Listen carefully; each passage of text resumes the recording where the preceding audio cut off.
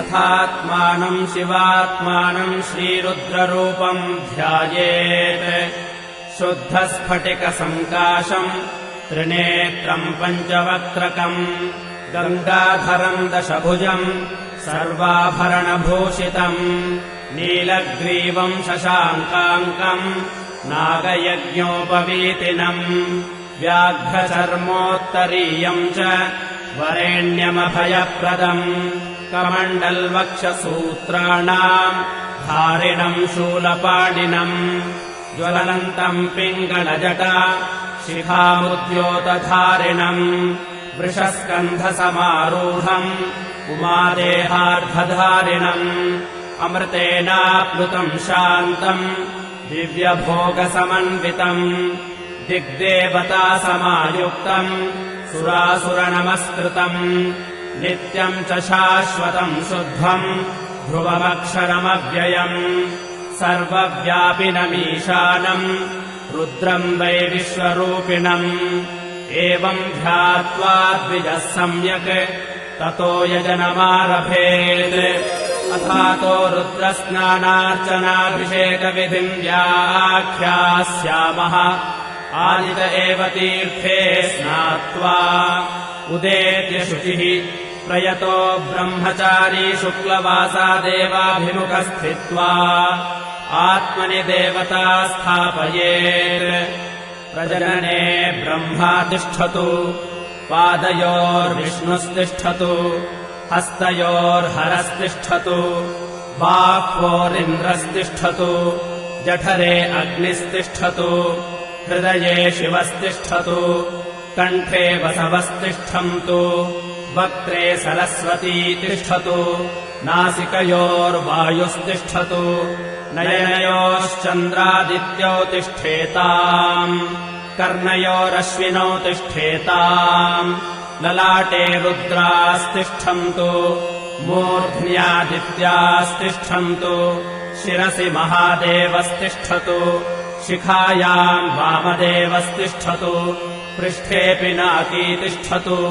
पुरतः शूली तिष्ठतु पार्श्वयोः शिवाशङ्करौ तिष्ठेताम् सर्वतो वायुस्तिष्ठतु ततो बहिः सर्वतोऽग्निर्ज्वालामाला परिवृतस्तिष्ठन्तु सर्वेष्वङ्गेषु सर्वा देवता यथास्थानम् तिष्ठन्तु माम् रक्षन्तु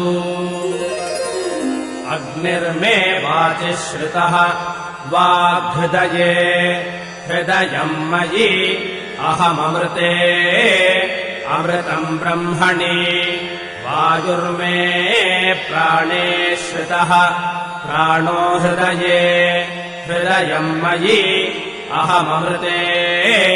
अमृतम् ब्रह्मणि सूर्यो मे चक्षुषि श्रुतः चक्षुर्हृदये हृदयम् मयि अहममृते अमृतम् ब्रह्मणि चन्द्रमा मे मनसि श्रुतः मनो हृदये हृदयम् मयि अहममृते अमृतम् ब्रह्मणि दिशो मे श्रोत्रे श्रुताः श्रोत्रगुम् हृदये हृदयम् मयि अहममृते अमृतम् ब्रह्मणि आपो मे रेतसि श्रुताः रेतो हृदये हृदयम् मयि अहममृते अमृतम् ब्रह्मणि पृथिवी मे शरीरे श्रुता शरीरगुम् हृदये हृदयम् मयि अहममृते अमृतम् ब्रह्मणि ओषधिवनस्पतयो मे लोमसु श्रुताः लोमानि हृदये हृदयम् मयि अहममृते अमृतम् ब्रह्मणि इन्द्रो मे बले श्रुतः बलगुम् हृदये हृदयम् मयि अहममृते अमृतम् ब्रह्मणि पर्जन्यो मे मूर्ध्नि श्रुतः मूर्धा हृदये हृदयम् मयि अहममृते अमृतम् ब्रह्मणि ईशानो मे मन्यो श्रुतः मन्युर्हृदये हृदयम् मयि अहममृते अमृतम् ब्रह्मणि आत्मा आत्मनि श्रुतः आत्मा हृदये हृदयम् मयि अहममृते अमृतम् ब्रह्मणि पुनर्म आत्मा पुनरायुरागात् पुनः प्राणः पुनराकूतमागात् वैश्वानरो रश्मिभिर्वावृधानः अन्तस्तिष्ठत्वमृतस्य गोपाः अस्य श्रीरुद्राध्याय प्रश्नमहामन्त्रस्य अघोर ऋषिः अनुष्टुप्छन्दः सङ्कर्षणमूर्तिस्वरूपो योऽसावादित्यः परमपुरुषः स एष रुद्रो देवता नमः शिवायेति बीजम् शिवतरायेति शक्तिः महादेवायेति कीलकम् श्रीसाम्ब सदाशिवप्रसादसिद्ध्यर्थे जपे विनियोगः ॐ अग्निहोत्रात्मने अङ्गुष्ठाभ्याम् नमः दर्शपूर्णमासात्मने तर्जनीभ्याम् नमः चातुर्मास्यात्मने मध्यमाभ्याम् नमः निरूढपशुबन्धात्मने अनामिकाभ्याम् नमः ज्योतिष्टोमात्मने कनिष्ठिकाभ्याम् नमः सर्वक्रत्वात्मने करतलकरपृष्ठाभ्याम् नमः अग्निहोत्रात्मने हृदयाय नमः दर्शपूर्णमासात्मने शिरसे स्वाहा चातुर्मास्यात्मने शिखायै वषटे निरूढपशुबन्धात्मने कवचाय हुम् ज्योतिष्टोमात्मने नेत्रत्रयाय वौषटे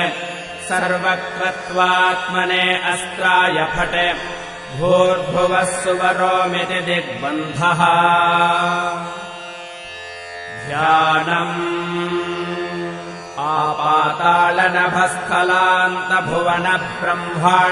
आपातालनभस्थलान्तभुवनब्रह्माण्डमाविस्फुरत् ज्योतिस्फाटिकलिङ्गमौलिविलसत्पूर्णेन्दुवान्तामृतैः अस्तोकाप्लुतमेकमीशमनिशम् रुद्रानुवाकाञ्जपन् ध्यायेदीप्सितसिद्धये ध्रुवपदम् विप्रोऽभिषिञ्चेच्छिवम् ब्रह्माण्डव्याप्तदेहाभसितहिमरुचा भासमाना भुजङ्गैः कण्ठे कालाः कपर्दा कलितशशिकलाश्चण्डकोदण्डहस्ताः त्र्यक्षा रुद्राक्षमालाः प्रकटितविभवाः शाम्भवा मूर्तिभेदाः रुद्रा श्रीरुद्रसूक्तप्रकटितविभवा नः प्रयच्छन्तु सौख्यम् ॐ गणानाम् त्वा गणपतिगुम् हवामहे कविम् कवीनामुपमश्रवस्तमम् ज्येष्ठराजम् ब्रह्मणाम् ब्रह्मणस्पत आनः शृण्वन्नोतिभिः सीदसादनम् महागणपतये नमः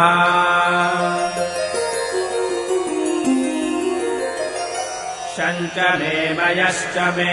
प्रियम् च मे नु कामश्च मे कामश्च मे सौमनसश्च मे भद्रम् च मे श्रेयश्च मे वस्यश्च मे यशश्च मे भगश्च मे द्रविणम् च मे यन्ता च मे धर्ता च मे क्षेमश्च मे धृतिश्च मे विश्वम् च मे वहश्च मे संविच्च मे ज्ञात्रम् च मे सोश्च मे प्रसोश्च मे शीलम् च मे लयश्च मरुतम् च मे मृतम् च मे यक्ष्मम् च मे नामयच्च मे जीवातुश्च मे दीर्घायुत्वम् च मे न मित्रम् च मे भयम् च मे सुखम् च मे शयनम् च मे सूषा च मे सुदिनम् च मे